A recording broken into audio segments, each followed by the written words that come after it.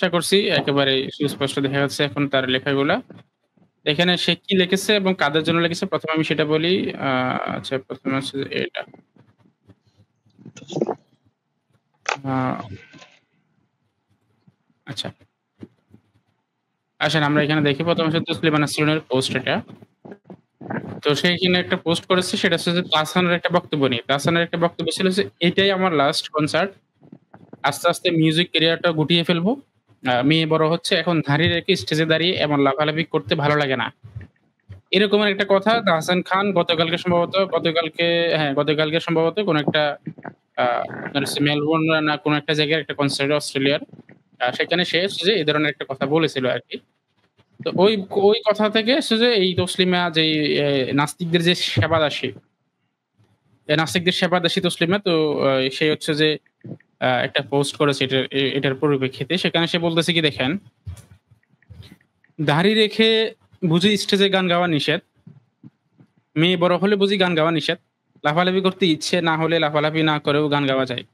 আমি তো জানি একমাত্র গান গাইতে না পারলেই স্টেজে গান গাওয়া উচিত নয়। তাহসান তো এখনো গান গাইতে পারেন। তাহসানের দাড়ি কি ইসলামী দাড়ি? ইসলামী দাড়ি হলে না হয় বুঝতাম। ইসলাম ব্যবসায়ীদের ফতুয়া মেনে গান ছেড়ে দিচ্ছেন তিনি। দেশে যখন গান বাজনা বন্ধ করার জন্য জিহাদি জঙ্গিরা উঠে পড়ে লেগেছে, তিনি তখন গান বাজনার পক্ষে না দাঁড়িয়ে গান বাজনা ছেড়ে দেওয়ার পক্ষে কথা বলছেন। আচ্ছা। মনে করেন যে কণ্ঠশিল্পীরা দাঁড়ি রাখেন, যাদের মেয়ে বড় হয় তাদের গান বাজনা বন্ধ করা উচিত। তাদের আর স্টেজে গান গাওয়া উচিত নয়। তাহলে তিনি তো জিহাদিদের মতোই কথা বলেন যে জিহাদিরা বাউল উৎসব বন্ধ করেছে, লালন মেলা বন্ধ করছে, স্কুলে গানের শিক্ষক বন্ধ করছে, গান বাজনার মাজার পুড়িয়ে দিচ্ছে। তিনি কি গান বাজনার বিরুদ্ধে ওদের জিহাদ ঘোষণায় সাই দিয়েছেন? তা না হলে তার কোন প্রতিবাদ দেখিনি কেন? এটা হচ্ছে তার পোস্ট ছিল। তো আসেন আমরা এটা নিয়ে একটু কথা বলি। তো এখন আরেকটা বিষয় দেখেন, কে গান গাইবে আর কে গান গাইবে না। এটা তো একজন ব্যক্তির হচ্ছে যে আপনার ব্যক্তির স্বাধীনতা আছে, তাই না? এটা তো নাস্তিকদেরই কথা যে মানুষ সে স্বাধীনভাবে সে সিদ্ধান্ত নিবে সে আসলে কি করবে। এটা তো আর আমাদের বানানো কোনো কথা না। আমাদের বানানো কোনো প্রিন্সিপাল না। ওরা তো বলে আমরা নাকি এই জিনিসটা তাদেরকে মানে স্বাধীনভাবে তাদের মত প্রকাশ করতে দেই না। দেখেন আজকে আমরা নাস্তিকদেরকে কি রাহিন ভাই একটু মিউটে থাকেন। হ্যাঁ, আমরা আমরা তাদের থেকে আসলে কি দেখতে পাচ্ছি?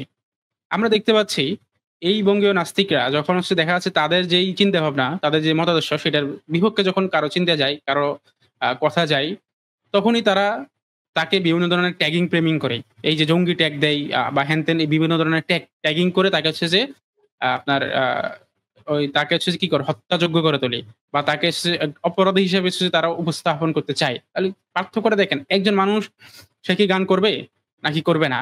আমরা এটা অ্যাস্থি অ্যা অ্যা অ্যাথি অ্যাথিস্টিক যেই ওয়ার্ল্ড ভিউ সেখান থেকে যদি আমরা চিন্তা করি তাহলে সেখানে এটা তো তারাই তো বলে যে ব্যক্তির স্বাধীনতায় তারা বিশ্বাস করে। তাহলে তো তারাই তো হচ্ছে যে আজকে তাহসান খানকে বলা উচিত ছিল যে, "আমরা আপনার ব্যক্তিগত মতামতকে পছন্দ করি, প্রাধান্য দেই, আমরা সম্মান করি।" তাদের তো এটা বলা দরকার ছিল, তাই না? তারা যেহেতু ব্যক্তি স্বাধীনতায় বিশ্বাস করে, মত প্রকাশের স্বাধীনতায় বিশ্বাস করে, তারা যেহেতু ব্যক্তির যেই নিজস্ব চিন্তাভাবনা সেটাকে তারা সাপোর্ট করে। কিন্তু দেখা যাচ্ছে কি দেখেন, হ্যাঁ, তারা এটা করে।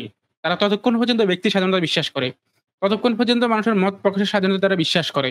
যতক্ষণ পর্যন্ত না সেটা নাস্তিকতার পক্ষে যায়। যখনই সেটা নাস্তিকতার পক্ষে যাবে না কিংবা ধর্মের পক্ষে যায়, তখনই তারা সেখানে আর ব্যক্তি স্বাধীনতা বিশ্বাস করে না। তখনই তারা আর সেখানে ব্যক্তি স্বাধীনতা, মানুষের মত প্রকাশের যে স্বাধীনতা, সেখানে তারা আর বিশ্বাস করে না। তাহলে এটা তাদের একটা সিলেক্টিভ মানবতা, তাদের একটা সিলেক্টিভ স্বাধীনতা। যে তুমি আমার পক্ষে যতক্ষণ আছো ততক্ষণ তুমি স্বাধীন। আমার পক্ষ থেকে তুমি যদি চলে যাও তাহলে তুমি হচ্ছে যে পরাধীন। সো এইটা হচ্ছে যে নাস্তিকদের আসলে ভন্ডামি। নাস্তিকদের হচ্ছে যে এই যে যেই আপনার ভন্ডামি মার্কা যে প্রিন্সিপাল গুলো আছে সেটা। তো এটা তো আমরা নাস্তিকতার দিক থেকে একটা সমালোচনা করলাম। দেখেন, একটা কাজ কি ভালো হবে নাকি খারাপ হবে এটা অনেকভাবে ডিফাইন করা হয়।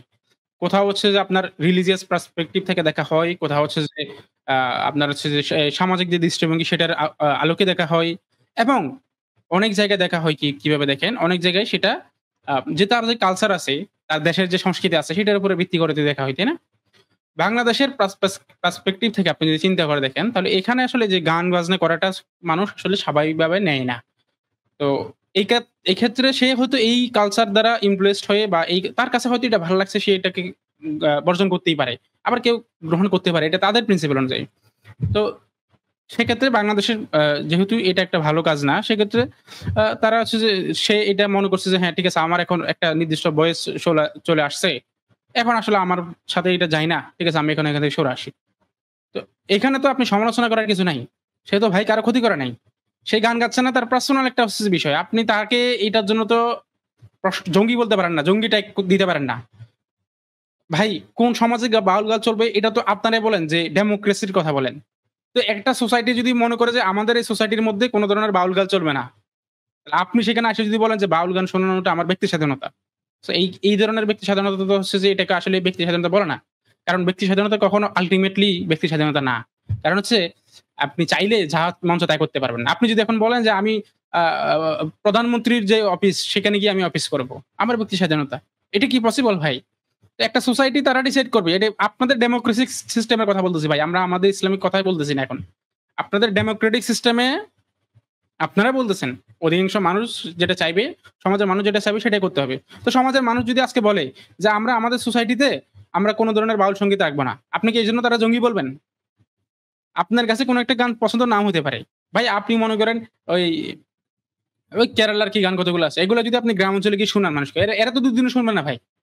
এরা তো এগুলো আগামাতে কিছু বুঝে না। তার মানে এরা এগুলো শুনবে না। এখন আপনি কি এই কারণে বলবেন যে ভাই তারা তো জঙ্গি হয়ে গেছে? এই যে আপনি ট্যাগিং প্রেমিং করতেছেন, এটা কি ব্যক্তি স্বাধীনতা প্রকাশ করে? নাকি এটা হীনমন্যতা প্রকাশ করে? নাকি এইটা প্রমাণ করে যে আপনারা আসলে ব্যক্তি স্বাধীনতা বিশ্বাস করেন না।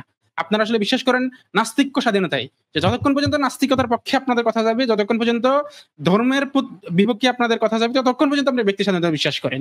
তার মানে আপনাদের এই অ্যাক্টিভিজম গুলো প্রমাণ করে যে আপনারা আসলে ব্যক্তি স্বাধীনতায় বিশ্বাস করেন না, বরং আপনারা ইসলাম বিদ্বেষী স্বাধীনতায় বিশ্বাস করেন।